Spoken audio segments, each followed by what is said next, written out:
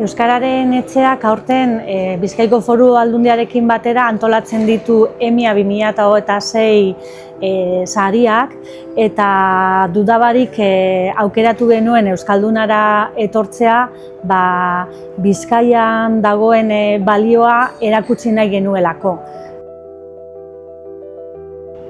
EMIA 2026 kongresu eta sari banaketa ekitaldiak antolatzea erronka bat izaten ari da Euskararen etxearentzako, eta erakusten du erakunde heldua garela eta hizkuntza bati lotutako interpretazio zentro batek baduela nazioarteko ekitaldi bat antolatzeko indarra eta gaitasuna.